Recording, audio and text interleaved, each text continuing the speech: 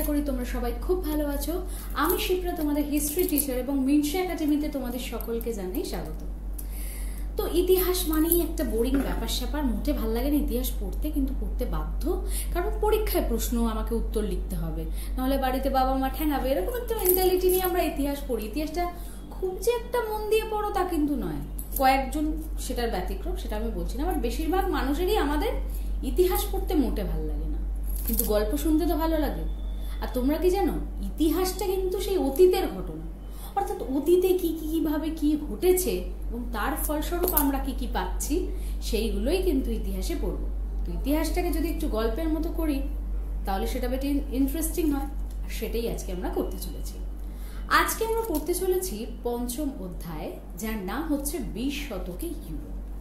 যদি আমরা চতুর্থ অধ্যায়ে খানিকটা একটু নজর দিয়ে দেখি তাহলে আমরা দেখতে পাবো যে ইউরোপ কিভাবে শিল্প বিপ্লব ঘটালো, তারপরে ইউরোপ কিভাবে সাম্রাজ্য বিস্তার করলো, উপনিবেশ স্থাপন করলো, আমাদের ভারতে এসে ঘাঁটি গাড়লো, প্রথম বিশ্বযুদ্ধ হলো, সেই সমস্ত ঘটনা কিন্তু আমরা চতুর্থ অধ্যায় পড়ে এসেছি। এবার পঞ্চম অধ্যায়ে আমরা যেটা পড়তে চলেছি সেটা হচ্ছে 20 শতকের ইউরোপটা কেমন ছিল। তবে আমাদের যে বিংশ শতাব্দীর দ্বিতীয় দশকে যে ঘটনাগুলো ঘটছিল সেখানে কিন্তু ইউরোপের যে রাজনীতি বলো বা ইউরোপের যে সমাজ বলো, যে অর্থনীতি, যে প্রভাবগুলো ফেলছিল ইউরোপে, তাতে কিন্তু কিছু জিনিস আছে বা কিছু বিপ্লব আছে যেটা ভীষণভাবে প্রভাব ফেলেছিল। যেমন একটা হচ্ছে রুশ বিপ্লব, যেটা রাশিয়ায় হয়েছিল, এরপরে হচ্ছে প্রথম বিশ্বযুদ্ধ। এই সমস্ত এক একটা ঘটনা কিন্তু আমাদের ইউরোপের সমাজ, অর্থনীতিতে, রাজনীতিতে একটা বিশালভাবে প্রভাব বিস্তার করেছিল। তাহলে এবার আমরা গল্পের আকারে সেই স্টোরিগুলোই তোমার কাছে আমরা তুলে ধরবো। তো আশা করি সেটা তোমাদের কাছে মোটেই খুব একটা কঠিন বলে মনে হবে না। এবং আমি একটা কথা বলবো, খাতা পেন অবশ্যই হাতের কাছে রাখো, কারণ পড়াতে পড়াতেই কিছু ইম্পর্টেন্ট ছোট প্রশ্ন আমি কিন্তু বলে দিতে থাকবো। তাহলে প্রথমে আমরা যেটা আজকে পড়বো সেটা হচ্ছে 20 শতকের ইউরোপ। এবার প্রথমেই যদি আমি একদম ডিপলি তোমাকে বোঝাতে শুরু করি তাহলে আশা করি ব্যাপারটা অনেকটা জটিল মনে হতে পারে তোমাদের কাছে। তো প্রথমে আমি আজকে যেটা করব এখন সেটা হচ্ছে একটা ওভারঅল ইন্ট্রো তোমাকে আমি দেব, বা ওভারঅল একটা জিস্ট তোমাকে আমি এখন শোনাবো। মানে এই চ্যাপ্টারে পঞ্চম অধ্যায়টি কি কি রয়েছে সেই জিনিসটা একটা ওভারঅল কনসেপ্ট তোমাকে আমাকে দেব। তারপরে আমি কিন্তু একটা একটা বিষয় ধরে ডিপলি সেটা নিয়ে আলোচনা করতে শুরু করব। তো চলো প্রথমে আমরা সংক্ষিপ্ত আকারে ব্যাপারটাকে জেনে নিই। অষ্টাদশ শতকের রাশিয়া। রাশিয়া কোন জায়গাটা যদি আমরা দেখি, আমাদের মহাদেশ রয়েছে যেগুলি, তার মধ্যে একটা হচ্ছে রাশিয়া। তো এই যে রাশিয়া, এটা একটা দেশ, এবং অষ্টাদশ শতকেও কিন্তু এই রাশিয়াতে তখনও কিন্তু রাজতন্ত্র চলছিল, অর্থাৎ রাশিয়ায় তখনও কিন্তু গণতন্ত্র প্রতিষ্ঠা হয়নি। মানে সাধারণ মানুষ শাসন কার্য চালাতো না, চালাতো কারা? রাজতন্ত্র, অর্থাৎ রাজারা কিন্তু তখনও শাসন করছিল। এখন 300 বছরেরও বেশি সময় ধরে রোমানভ রাজবংশ সেখানে শাসন কার্য পরিচালনা করছিল। এখন তারা নিজেদেরকে মনে করতে যে আমরা সর্বে সর্বা, আমরা সব জানি, যেরকম আমাদের কোন এক এক সময় মেন্টালিটি হয়, ভাই আমি সব জানি, তো কি জানাতে হবে বল, আমি সব জানি। এই যে নিজেকে একটা সর্বে সর্বা ভাবা, এটা কিন্তু একটা ওভার কনফিডেন্সের জন্ম দেয়, আর যেটা কিন্তু আলটিমেটলি আমাদের ফেলিওরের কারণ হয়ে ওঠে। সেই বলে না যে ওভার কনফিডেন্স করো না, তাহলে কিন্তু ফেল হতে হবে বা ভেঙে পড়বে তোমার সমস্ত কিছু, একদিন বুঝতে পারবে যে তুমি সব থেকে বড় গাধা ছিলে। ঠিক তেমন এই যে রোমে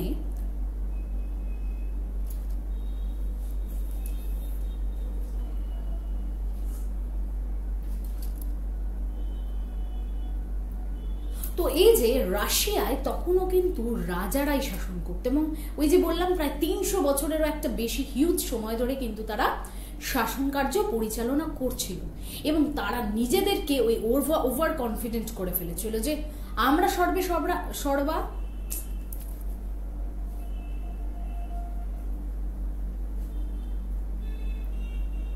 তো রাশিয়ার যে রাজারা ছিল তারা ভাবতো যে আমরাই সর্বশ্রেষ্ঠ, আমরা যা বলবো তাই হবে, আমরাই সর্বস্ব। তো এখান থেকে তাদের মধ্যে কি হলো, একটা স্বৈরাচারী ভাব তৈরি হলো, একটা অত্যাচারী মনোভাব তৈরি হলো, যে আমরা সর্বস্ব, আমরা যা বলবো প্রজারা তাই করবে, এই মেন্টালিটি ওদের মধ্যে তৈরি হলো। এবং তারা নিজেদেরকে জার বলে অভিহিত করতো। জার কি, এখন মনে তোমাদের প্রশ্ন হতেই পারে, জার কেন বলতো? আসলে দেখবে অনেকে অনেক রকম উপাধি গ্রহণ করে থাকে। তো জার হচ্ছে রাশিয়ার একটা উপাধি যেটা শক্তিশালী রাজারা গ্রহণ করত। তো যেহেতু রাজারা তাদের জার বলে অভিহিত করতো এবং তাদের শাসন চলছে, তাই জন্য এটাকে জারতন্ত্র বলা হয়। রাশিয়ায় ছিল জারতন্ত্র। ক্লিয়ার হয়েছে কনসেপ্টটা? তো রাজারা যেহেতু শাসন করত, তো সেই সময় তারা তো স্বৈরাচারী হয়ে উঠছে, যেহেতু তারা ভাবছে যে আমি যা বলবো তাই হবে, তাহলে আর কি, যা বলবো তাই হবে, অত্যাচার করব তাতে কি হয়েছে, এরকম একটা মেন্টালিটি। তো তার ফলে কি হলো, তাদের স্বৈরাচারী অত্যাচারের ফলে শ্রমজীবী যে মানুষ, যারা খেটে খাওয়া মানুষ, তাদের সমস্যায় পড়তে হচ্ছে। তার ফলে গরিব চাষিরা সমস্যায় পড়ছে, গরিব যে শ্রমজীবী মানুষ, যারা শ্রমিক, যারা কারখানায় কাজ করছে, যারা সাধারণ মানুষ, তারা একবারে দিশেহারা অবস্থা, কি করবে বুঝতে পারছে না। এবং আলটিমেটলি যখন তারা বুঝতে পারলো যে আমাদের এবার উঠে দাঁড়াতে হবে, তারই ফলস্বরূপ কিন্তু দেখা গেল 1917 সালে বলশেভিক বিপ্লব বা রুশ বিপ্লব। এখন রুশ বিপ্লবটাকেই কিন্তু বলশেভিক বিপ্লবও বলে, দুটো কিন্তু সেম নাম, ঠিক আছে? যেমন হয় না যে আমার ভালো নাম ধরো শিপ্রা আর আমার ডাক নাম ধরো ঋতু, ঠিক আছে? তাহলে ঋতু আর শিপ্রা কি আলাদা? না, একটাই মানুষ, দুটো নাম তার। ঠিক সেই রকম এই যে রুশ বিপ্লবও যা, বলশেভিক বিপ্লবও তাই। তো এই কনসেপ্টটাকে কখনো কিন্তু ভুলবে না, যেটা রুশ বিপ্লব সেটাই বলশেভিক বিপ্লব, মানুষ একটা, বিপ্লব একটা, নাম দুটো। ক্লিয়ার? তাহলে রুশ বিপ্লব বা বলশেভিক বিপ্লব কবে হয়েছিল? 1917 সালে হয়েছিল। এবং এটা কিন্তু শুধুমাত্র যে ওখানে আটকে রইল তা কিন্তু না, এটা সারা বিশ্বে ছড়িয়ে পড়লো এবং সারা বিশ্বের মানুষ তখন বুঝতে শিখছে যে না, এইরকম রাশিয়া যদি বিপ্লব করে এত কিছু পরিবর্তন করতে পারে, তাহলে আমরা কেন পারবো না। এবং একটা কথা তোমাদের বলে রাখি, যে এই যে রাশিয়ার বিপ্লব, সেটা কিন্তু আমাদের যে ভারতের যে সেই সময় স্বাধীনতা সংগ্রাম চলছে, সেটাকেও কিন্তু অনেকটা প্রভাবিত করেছিল। তো এই যে রুশ বিপ্লব হলো, এমনি এমনি তো হয়নি, কোনো একটা রেভলিউশন হচ্ছে, একটা বিপ্লব হচ্ছে, হঠাৎ করে হয়ে গেল এই আজকে আমায় খেতে দিচ্ছে না, চল কালকে বিপ্লব করি, এরকম তো হয় না। সহ্য করে মানুষ যে কোনো জিনিস দেখবে, সহ্য করতে করতে করতে যখন দেওয়ালে পিঠ ঠেকে যায়, সহ্যের সীমা ছাড়িয়ে যায়, তখন মানুষ বিপ্লব করে। রাশিয়াতেও হলো তাই।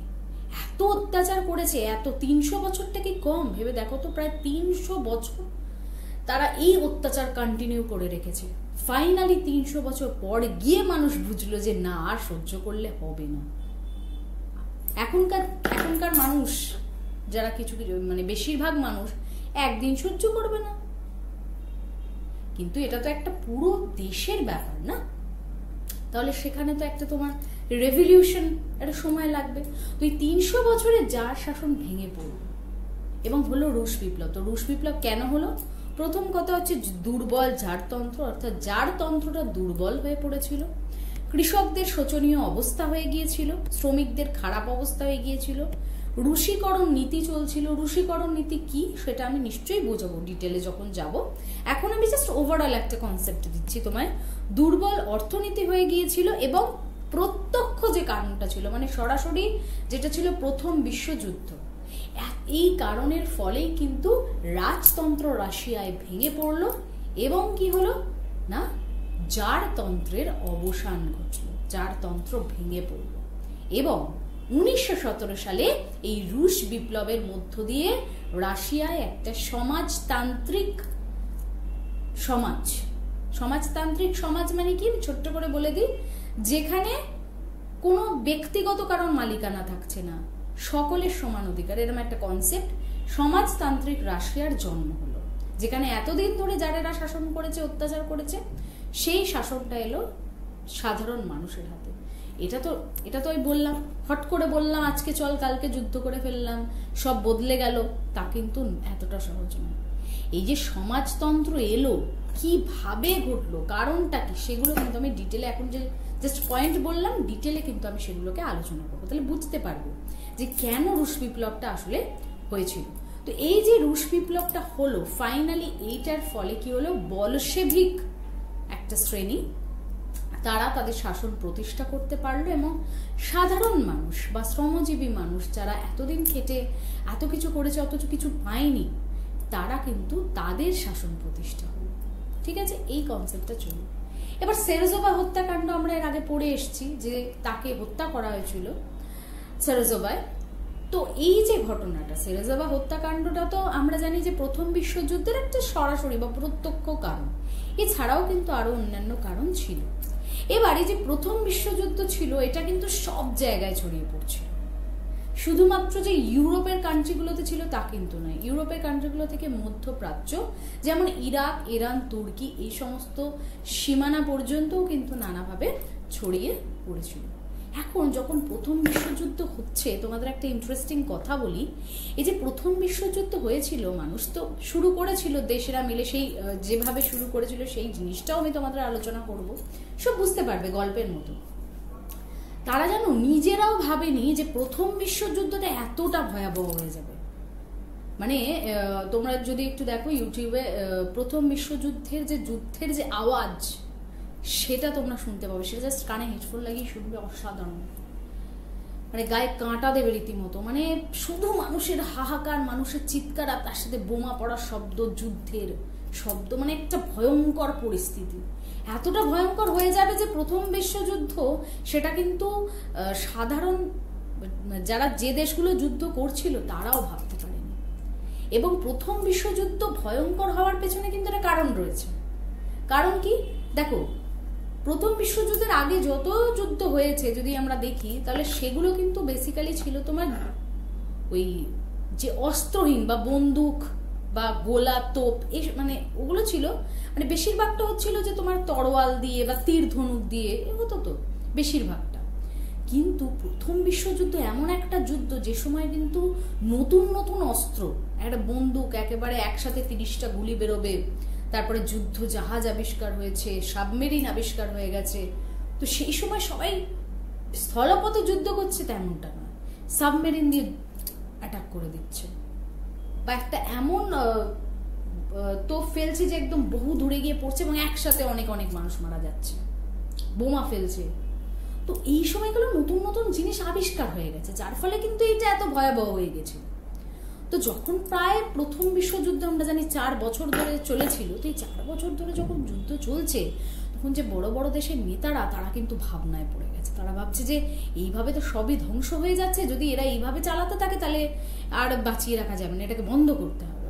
এবং সেই চিন্তা ভাবনা থেকেই উইড্রো উইলসন, যিনি কিনা মার্কিন ইউএসএ রাষ্ট্রপতি ছিলেন, তিনি 14 দফা নীতি আনলেন। 14 দফা নীতি কি সেটা আমরা দেখবো পরে, আমরা যখন ডিটেলে যাব। তো 14 দফা নীতি তিনি আনলেন।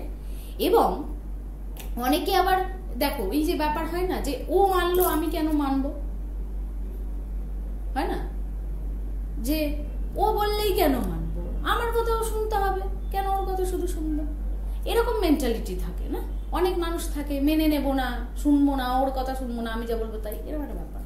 তো সব জিনিসের যেমন একটা ভালো দিক আছে মন্দ দিক আছে, মানে তুমি দেখবে যে তুমি একা কিন্তু সবার কাছে ভালো হতে পারবে না। তুমি যদি কারোর কাছে ভালো হও, তাহলে কারোর না কারোর কাছে হয়তো 100 জনের কাছে ভালো হলেও একজনের কাছে খারাপ, একটা তোমার হেটার থাকবে। তো সবাইকে খুশি করা একসাথে সম্ভব নয়।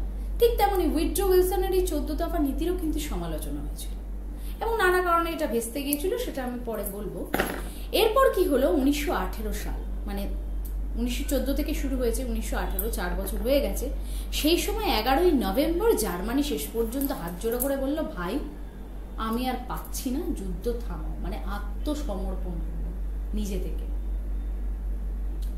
যুদ্ধ বন্ধ করার একটা নির্দেশ দিল, আত্মসমর্পণ করলো।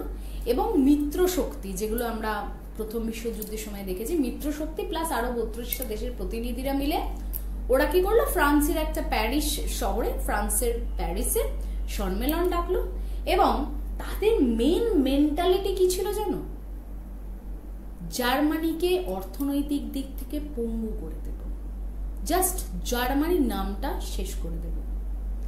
মিত্রশক্তিরা এত খোঁচে ছিল মানে জার্মানির ওপর, সবার যত রকম আছে জার্মানিকে শেষ করবো, এই একটা মেন্টালিটি। জার্মানিকে পুরো গরিব করে দেব, পুরো শেষ করে দেবো। পঙ্গু মানে কি শেষ, পঙ্গু মানে আর কিছুই নেই তাই না, সেটা ভেবেছিল তারা, এবং এটা তাদের মেন্টালিটি নিয়ে এগিয়েছিল। এবং তারা কি কি প্ল্যান করেছিল সেটাও আমি কিন্তু যখন ডিটেলে যাব তখন অবশ্যই বলবো। তো এই যে প্রথম বিশ্বযুদ্ধ এতটা ভয়াবহ হয়েছিল এবং পৃথিবীতে, সারা পৃথিবীতে কিন্তু হাহাকার ফেলে দিয়েছিল, এবং সারা পৃথিবীর লোক মানে কি বলবো আর কি, তাদের অবস্থা ভীষণ খারাপ হয়ে যাচ্ছে, পুরো সমস্ত দিক থেকে খারাপ হয়ে যাচ্ছে, সামাজিক, অর্থনৈতিক, রাজনৈতিক সব দিক থেকে। সেই সময় শান্তি প্রতিষ্ঠা করতে হবে। তো সেই সময় প্রতিষ্ঠা হলো জাতিসংঘ, এবং মার্কিন রাষ্ট্রপতি উইড্রো উইলসনকে জাতিসংঘের জনক বলে। তো জাতিসংঘের জনক কাকে বলে? মার্কিন রাষ্ট্রপতি উইড্রো উইলসনকে। তাহলে কি হলো? জাতিসংঘ প্রতিষ্ঠা হলো, মিটলো ঘটনা। এরপরে 1929 থেকে 1933 মানে 4 বছর বিশ্বের ইতিহাসে দেখা দিল এক ভয়াবহ বিপর্যয়, যেটা হলো বিশ্বব্যাপী, যেটাকে আমরা বলছি বিশ্বব্যাপী অর্থনৈতিক মহামন্দা, টাকা পয়সা যাকে বলে শেষ। এবং সেই সময় শেয়ার মার্কেট যে ছিল সেটা অনেকাংশে পুরো ভেঙে গেল। সাধারণ মানুষ যারা শেয়ার মার্কেটে প্রচুর প্রচুর টাকা ইনভেস্ট করেছিল তারা সব খুইয়ে সর্বশান্ত হয়ে গেল, ব্যাংকগুলো বন্ধ হয়ে গেল, সাধারণ মানুষ সর্বশান্ত হলো, যত ব্যাংক ছিল সেই সময় সমস্ত কিছু বন্ধ হয়ে গেল। এখন সাধারণ মানুষ যখন দেখলো যে আমি টাকা পয়সা রাখলাম, আলটিমেটলি আমি মানে গরিব হয়ে গেলাম, এই যে মেন্টালিটি, সেখান থেকে কি হলো যে এই যে অর্থনীতি, এই যে সাধারণ মানুষের ভরসা উঠে গেল। হয় না যে আমরা কাউকে খুব ট্রাস্ট করছি, ভীষণ ট্রাস্ট করছি, ও যা বলছে তাই ঠিক, আমরা দেখছিও না যে ও সত্যি বলছে না মিথ্যা বলছে। আলটিমেটলি যখন চোখের সামনে দেখলাম যে ভাই ও মিথ্যে কথা বলছে, এতদিন ঠকিয়েছে, তার উপর ভরসা থাকবে? থাকবে না। ঠিক তেমনি সাধারণ মানুষ যে এতদিন চোখ বন্ধ করে ভরসা করেছে, এত এত টাকা সমস্ত ইনকাম তারা শেয়ার মার্কেটে লাগিয়েছে, সেই শেয়ার মার্কেট যখন শেষ হয়ে গেল, তারা সর্বশান্ত হয়ে গেল। তখন অর্থনীতির ওপর থেকে সাধারণ মানুষের ভরসা উঠে গেল যে না ভাই আর বিশ্বাস করি না একে। এবং সেই থেকেই কিন্তু একনায়ক তন্ত্রের প্রতি তারা আকৃষ্ট। একনায়ক তন্ত্র জিনিসটা যদি একটু কনসেপ্টটা ছোট্ট করে বলে দিই, নায়ককে সিনেমায় সালমান খান, শাহরুখ খান, বরুণ ধাওয়ান আসছে, দুমদাম মারপিট করছে আর সুন্দর নাচ গান করছে, এই হিরো আমাদের। হিরোর মধ্যে কি কোয়ালিটি দেখি? যে কোনোদিন হারবে না, রাইট? যে কোনোদিন হারবে না, যে সব গরিবের পাশে আছে। ধরো কোনো একটা লোককে, সাধারণ মানুষকে ধরে খুব ভিলেনরা পেটাচ্ছে, কোত্থেকে দেখলাম একটা বাইক নিয়ে চলে এলো নায়ক, এসে ভীষণ ভাবে তাকে মারধর করে ভিলেনদের থেকে বাঁচিয়ে নিয়ে গেল। তো হিরোর মধ্যে আমরা কি কোয়ালিটি দেখি? যে হিরো যে আমাদের সব বিপদে আমাদের পাশে থাকবে, আমাদের কোনো সমস্যা থাকবে না, সমস্যা আমরা ভগবানের মতো নায়ক চলে আসবে। এটাই তো আমাদের কনসেপ্ট নায়কের, না? সিনেমা সিরিয়াল দেখেই থাকো। তো সাধারণ মানুষ যখন এত গণতন্ত্রের ওপর থেকে মানে বিশ্বাস হারিয়ে ফেললো, দেখলো রাজারা এরকম, রাজার পরে যখন টাকা পয়সা রাখলাম, গণতন্ত্র এলো, সেটা খারাপ, সেটা ভালো না, তখন তারা চাইলো একটা হিরোকে, যে একটা নায়ক যে আমাদের সব কিছু থেকে একদম রক্ষা করবে এবং আমাদের হিরো হয়ে উঠবে। তো এই একনায়ক তান্ত্রিকতার প্রতি তাদের আকৃষ্ট হয়, এবং সেখান থেকে হলেও তাই, সেখান থেকে ইটালিতে ফ্যাসিবাদ এবং জার্মানিতে নাৎসিবাদের জন্ম হতো। ফ্যাসিবাদ কি, নাৎসিবাদ কি, সমস্ত কিছু আমি বলবো। এগুলো কিন্তু উত্থান হলো কোথা থেকে? ওই যে বিপর্যয়ের পর থেকে।